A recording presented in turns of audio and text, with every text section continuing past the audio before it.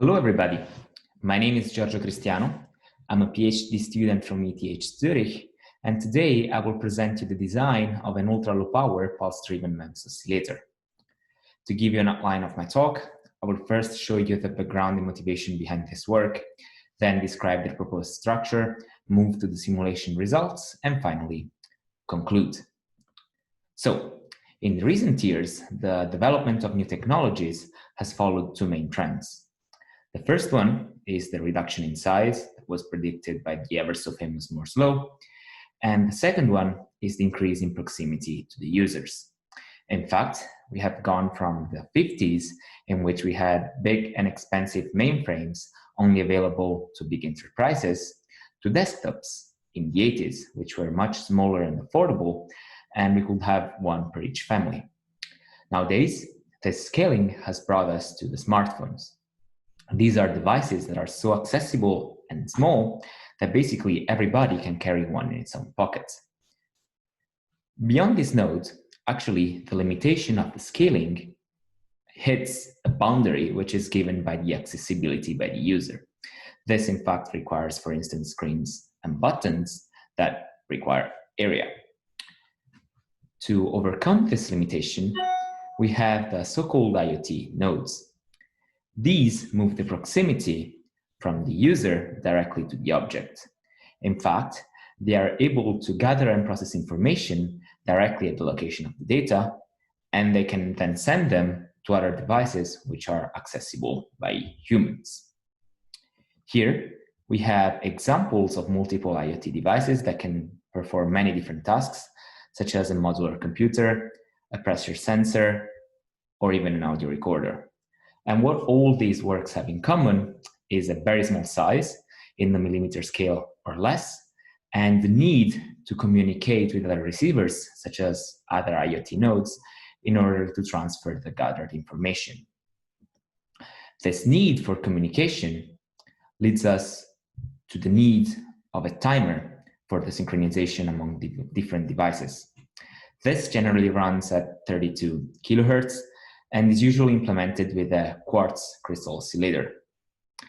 This, in fact, has big advantages in terms of high frequency accuracy, high Q factor, and low noise. However, it also presents some key drawbacks, such as difficulty in scaling and in packaging. These are actually quite important for IoT nodes and make these crystal oscillators not very well suited for them. Then, in order to have these nodes, we generally stack different silicon chips, and we have to find a way to include this oscillator as on the side of these multiple chips. To overcome these limitations, we could then think of changing this oscillator, for instance, to a MEMS one.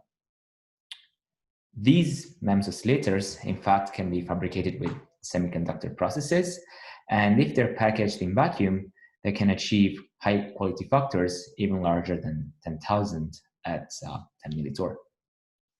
Then, to see the integration of these MEMS oscillators with ICs, nowadays they're done with standard 2D or 3D methods that involve wire bonding or flip chip bonding, as you can see here. However, more advanced techniques, such as the fan-out wafer-level packaging, are being developed, and these will lead to a much lower packaging profile that will strongly help the miniaturization of the system.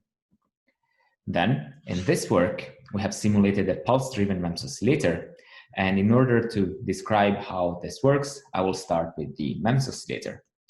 This is composed of a mass that resonates between two different electrodes, and here I have shown you the mass spring damper model of the system.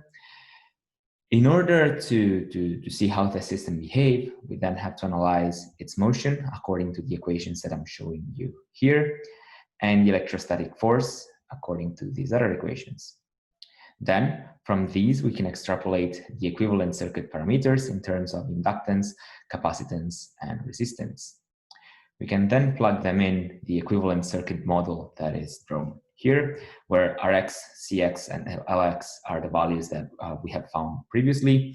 Cp is the feed-through capacitance between the electrodes. This means that if the mass in the middle is grounded, this component can actually be nullified, while CO1 and CO2 are the load capacitances. And for this, we could think of using directly the parasitic capacitances that come from the packaging.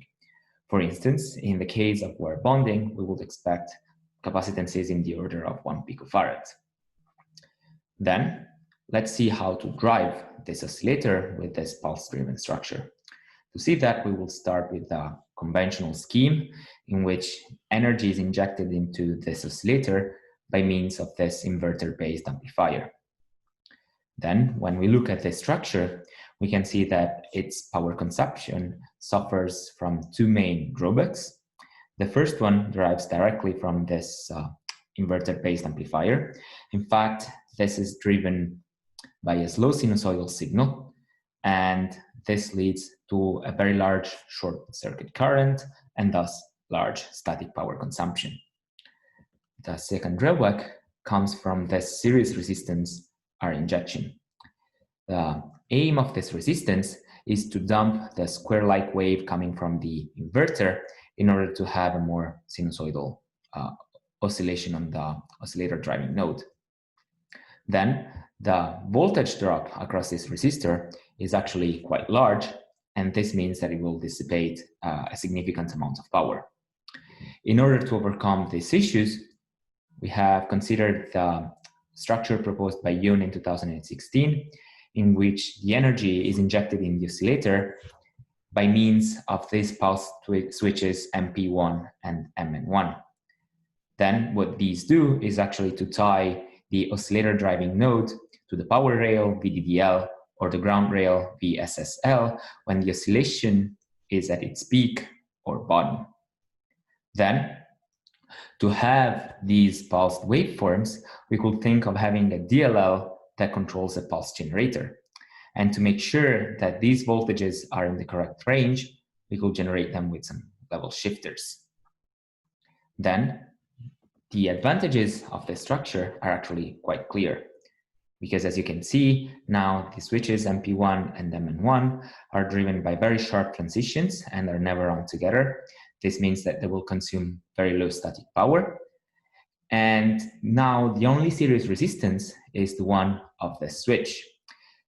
This has a very small voltage across it and thus will lead to a very minimal energy loss.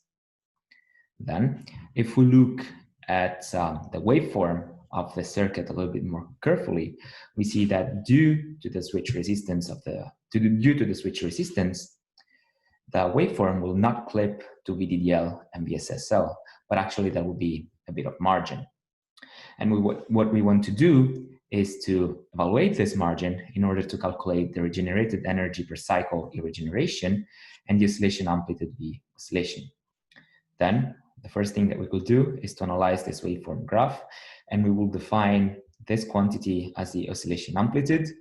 Then we will define the supply voltage V supply as the difference between VDDL and VSSL. We will define as delta V the amount of voltage jump due to the energy injection, and as Vx the difference between the power rail and the maximum of the oscillation amplitude. Then what we will have is that we can describe the regenerated energy as the capacitance seen by the driving node, that is shown here, times the oscillation amplitude times delta V. Now, this equation contains three actual variables that are not known, which are the E regeneration, V oscillation, and delta V. And what we want to do is to decouple them. The first step will be to realize that the oscillation voltage is actually equal to the supply voltage minus 2Vx plus delta V. Then we have said that delta V is the voltage jump due to the energy injection, and we can assume that this process is actually following an exponential settling of the quantity Vx. This means that delta V is actually Vx dumped by a certain quantity gamma that depends on the injection time T on, the switch resistance R switch, and the capacitance seen by the driving node, C equation A equivalent switch. From this, we can directly link delta V to V oscillation and V supply by means of gamma. And if we isolate delta V, this is the expression that we obtain. We can now plug this directly in the equation of the regeneration energy that we have seen previously, and we obtain this other expression that links the regeneration energy to the supply voltage and the oscillation voltage only. However, now there are still two quantities which are not known, and we have to still add another equation to the game. This is the one that describes the energy lost by the crystal at each oscillation cycle. To see this, we have started from the equivalent model of this oscillator, and we have calculated the equivalent capacitance in order to move to an RLC lumped model. Then we could express the energy lost per cycle through this equation that I'm showing here. Then as a next step, we could then realize that at steady state, the energy that is lost by the crystal is actually equal to the one that is regenerated by the pulse driver. And so we can equate these two quantities, and we can come up with an expression that directly links the oscillation voltage, the oscillation, to the supply voltage that is known. That now all the values in this equation are known, and we can plot this expression as a function of the damping coefficient gamma. And what we see is that when the switch resistor grows and is very large, actually the damping factor is very small, and the oscillation amplitude is proportional to gamma. On the other side, when the switch resistor becomes very small, gamma approaches 1, and this hyperbolic tangent can be approximated as 1. And so the oscillation amplitude asymptotically reaches its maximum, whose expression is shown here. Then we have seen the regeneration energy of this driving method together with the oscillation amplitude. And what we have to see next is actually how much energy is drawn by the supply in order to evaluate the efficiency of this structure. Then the supplied energy can be calculated simply as the supplied voltage times the integral of the current, and this integral becomes the charge that comes from the supply. However, this charge is exactly the charge that gets injected into the crystal, and thus can be linked to the regeneration energy over the oscillation voltage. From this, we have a function that directly links the supplied energy to the regenerated energy. Then, in this equation, we can plug as the oscillation voltage and the regeneration energy the functions that we have seen previously. And what we have is this other expression that I'm plotting as a function of the switch resistance here. And what we see is that when the switch resistance is very large, what happens is that the energy taken by the supply actually is limited and goes as 1 over the switch resistance squared. On the other side, when the switch resistance decreases, the supply energy asymptotically reaches its own maximum. Then, here I'm plotting these two graphs together, and we can define a certain efficiency factor as eta equal to the regeneration energy over the supply energy. That is also equal to the oscillation voltage over the supply voltage. Then what we have seen is that when the switch resistor increases, the supply energy decreases, but so does the oscillation amplitude. And this means that the efficiency factor eta will decrease as well. Then, from this, we can know that if we fix the oscillation amplitude based on the requirements of this oscillator in terms of noise or stability, for instance, then it will be more advantageous to have a low supply voltage and a low switch resistance instead of having a high supply voltage and a high switch resistance in order to limit the energy drawn by the supply. Then, let's now move to the simulation results. We have simulated a MEMS resonator at 33.14 kilohertz, both in the conventional driving scheme and in the pulse driving scheme. And what we have seen is that at a supply voltage of 0.8 volts, the conventional scheme consumed 13.2 nanowatts, while the pulse scheme only consumed 895 picowatts. And this shows how this pulsed scheme can lead to an improvement of roughly 15 times in power consumption. Then, in order to conclude, we have seen how a MEMS resonator has better scaling and easier integration compared to the crystal counterpart. and how a pulse driving scheme is far more efficient than a conventional structure. For this reason, we have actually simulated a pulse-driven MEMS resonator that consumes only 135 picowatts at 0.8 volts. And this has led to an improvement over the conventional driving scheme of roughly 15 times.